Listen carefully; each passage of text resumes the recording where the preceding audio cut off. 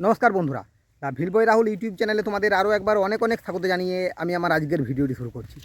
বন্ধুরা, আজকে এই মুহূর্তে আমি আছি মাঠে ছাগল চড়াচ্ছি। তবে আজকে একটা নতুন জায়গাতে ছাগল চড়াতে হয়েছে। এই জায়গাটাতে আমি সেভাবে খুব একটা আসি না। আমি সাধারণত আমাদের বাড়ির সামনাসামনিই ছাগল চড়াই। তবে আজকে একটু দূরে এলাম। আমাদের বাড়ির থেকে প্রায় 1 কিলোমিটারের মতো তো বটেই, প্রায় 1 কিলোমিটার, হ্যাঁ অবশ্যই। এই সাইডে আমি খুব একটা আসি না। আজ প্রথম আমার ছাগলগুলো পিছনে চড়ছে। আমি এই মুহূর্তে একটা পুকুরের পাড়ে আছি, আর আমার ছাগলগুলো আমার পিছনে চড়ছে। আমি ছাগলগুলোকে দেখাই একবার কেমন জায়গাতে তারা চড়ছে। ওই যে নিচে ছাগলগুলো চড়ছে, তোমরা দেখতে পাচ্ছ কি না ঠিক বলতে পারছি না। আরও নিচে আমিও নামি, তাহলে বুঝতে পারবে। এটা একটা কুল গাছ। এই কুলগুলোই ছাগল এখন খাচ্ছে। আসলে এইদিকে খুব একটা ছাগল গরু আসে না, তাই এই যে কুলগুলো সব নিচেই পড়ে আছে, ছাগলে খাচ্ছে এখন।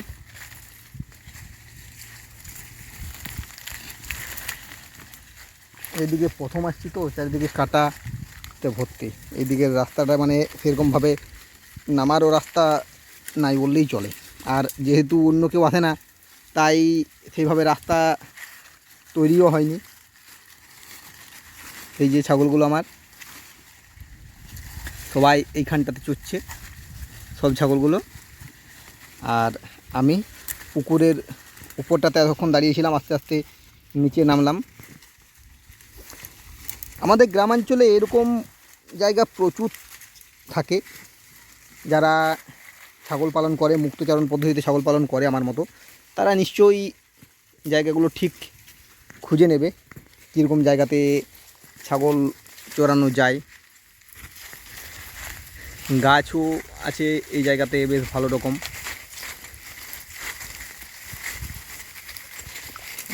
অন্য সময় গাছের পাতাও খাবে। এই দিকটাতে আসবো এবছর। আমি পুরো গ্রীষ্মকালটা ভাবছি এখানেই কাটাবো, কারণ গাছের ছায়াতে ছাগলগুলো চড়তেও পাবে ভালো, বিভিন্ন গাছের পাতাও খেতে পাবে, আর তার সাথে এইখানে যে পুকুরটা আছে সেই পুকুরটাতে জলও আছে। ছাগলের জল তেষ্টা পেলে সাথে সাথে এখানে জল খাবে। তোমরা দেখলে এখন কীরকম জায়গাতে ছাগল চড়ছে। আমিও এই ঝোপগুলোর মধ্যেই আছি।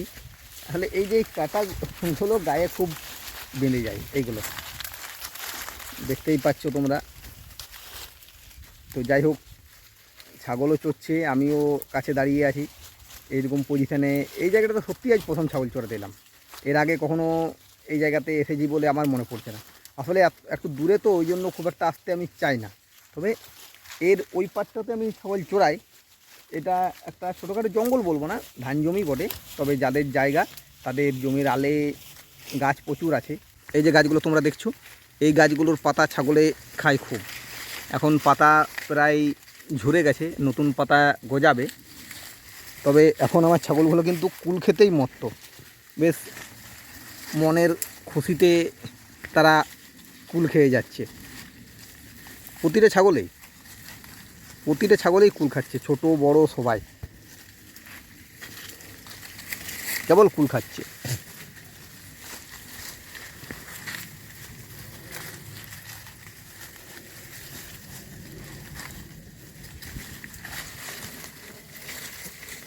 ভিডিওতে দেখতে পাচ্ছ কিনা বলতে পারছি না, কুলগুলো যেগুলো পড়ে আছে।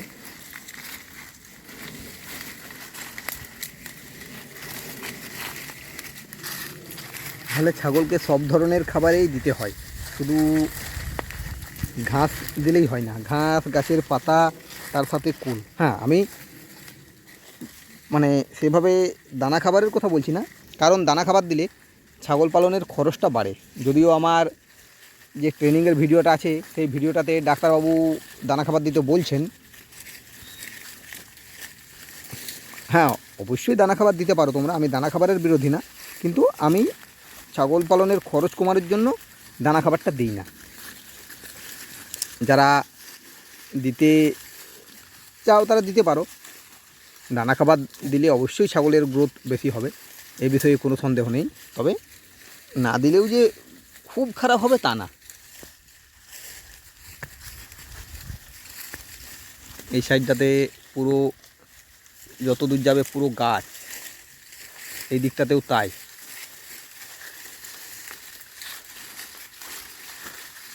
পুরো গাছ আর গাছ। ওই যে ওদের কুল খাওয়া হয়ে গেল যে ছাগলগুলো, সেই ছাগলগুলো সামনের দিকে আগাতে শুরু করেছে। একবার বাছুরটার গায়ে দেখো কত কাটা লেগেছে, একবার দেখো, দেখতে পাচ্ছ?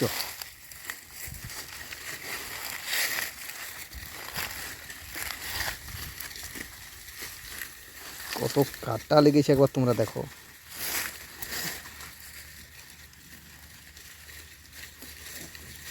বাছুরটার ন্যাজটা দেখো।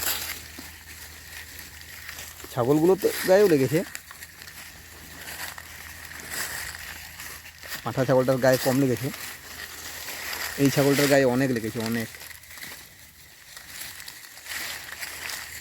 এই লালটার গায়েও লেগেছে, কিন্তু লালটাকে বুঝাচ্ছে না সেভাবে, লাল ছাগল তো ওই জন্য খুব একটা বুঝাচ্ছে না, কিন্তু অনেক লেগেছে। আমার গায়েও লেগেছে, তবে আমি আস্তে আস্তে ছাড়াচ্ছি তো তাই সেইভাবে খুব একটা মানে দেখা যাচ্ছে না হয়তো। আর এই যে খড়খড় শব্দগুলো পাচ্ছ, সব যত গাছের পাতাগুলো ঝরে আছে, শুকনো পাতা, সেই পাতাগুলো এখন মাটিতে পড়ে আছে, তার উপরে ছাগলগুলো যাচ্ছে আর খড়খড় খড়খড় শব্দ হচ্ছে, যেন কিছু একটা বড় প্রাণী পেরিয়ে যাচ্ছে, হাতি বলো বা অন্য কিছু বলো, কিন্তু সব আমার ছাগলগুলোই যাচ্ছে আর খড়খড় শব্দটা পুরো উঠছে। পুরো পাতা, শুকনো পাতা পড়ে আছে, এই যে কেবল শুকনো পাতা।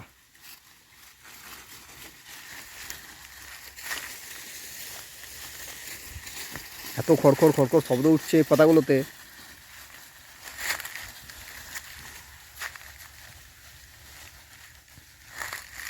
তো এই ভিডিওটা আমি সেরকম কোনো ইনফরমেটিভ ভিডিও বানাচ্ছি না, এটা নর্মাল একটা এন্টারটেনমেন্ট ভিডিও।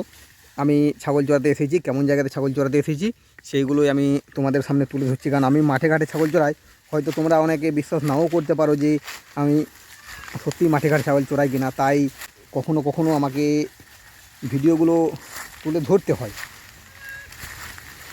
তবে আমাদের এই যে দেশি ছাগল, এই দেশি ছাগল কিন্তু আবদ্ধ পদ্ধতিতে পালন করার জন্য নয়, এগুলো মুক্তচারণ পদ্ধতিতে পালন করার জন্যই এই ছাগল। অনেকেই আবদ্ধ পদ্ধতিতে পালন করে। আমার যে ভিডিওটা, যে সেই ভিডিওটায় ডাক্তারবাবুও বলেছেন, দেখবেন যে কীভাবে কীরকম করে ছাগল পালন করতে হয়, সব কিছুই তিনি বলেছেন। অনেকটা আমি যেভাবে পালন করি সেইভাবেই তিনিও বলেছেন। কেবল তার আর আমার মধ্যে ফারাক যেটুকু, সেইটুকু হলো তিনি দানা খাবার দিতে বলছেন, যে দানা খাবার, দানা মিশ্রণ দিলে খুব ভালো হয়। আর আমি সাধারণত দানা খাবার মানে বারণ করি না, আমি দানা খাবারের বিরোধী নই, কিন্তু আমি বলি বিশেষ করে নতুন ছাগল পালকদের, যদি ছাগলের খরচ কমাতে চাও তাহলে দানা খাবারটা না দেওয়াটাই ভালো। দানা খাবার না দিলে যে ছাগলের গ্রোথ রেটে বিরাট কিছু প্রবলেম হবে তা না। হ্যাঁ, দানা খাবার দিলে ছাগলের গ্লেজ একটু বেশি দেবে, একটু গ্রোথ রেটটাও ভালো হবে, দুধটাও হয়তো সামান্য বেশি হতে পারে, এই জিনিসটা হতে পারে। কিন্তু দানা খাবার না দিলে খুব একটা খারাপ হবে না। আমার ছাগলগুলো যেমন, আমি কোনোদিনও দানা খাবার দিই না। আমি এইভাবেই ছাগল পালন করছি, মুক্তচারণ পদ্ধতিতে ছাগল পালন করি, মাঠে ঘাটে ছাগল চড়াই। এইভাবেই আমি এতদিন ধরে ছাগল পালন করছি, আশা করি ভবিষ্যতেও আমি এইভাবেই ছাগল পালনটা করে যাব। আজকের ভিডিওটা আমি বেশি বড় করছি না, কারণ এইসব এন্টারটেনমেন্ট ভিডিও সবাই খুব বেশি দেখতে পছন্দ করে না, তারপরে বেশি বড় হয়ে গেলে তো আরও দেখবে না। তাই ভিডিওটা এখানেই শেষ করে দিচ্ছি।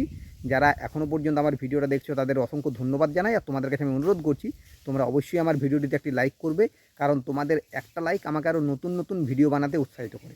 আর যে সমস্ত ভিউয়ার্স এখনও আমার চ্যানেলটিকে সাবস্ক্রাইব করোনি, তারা আমার চ্যানেলটিকে সাবস্ক্রাইব করবে। আজকের মতো এই পর্যন্তই, এরপরে তোমাদের সাথে দেখা হবে নেক্সট ভিডিওতে। ধন্যবাদ।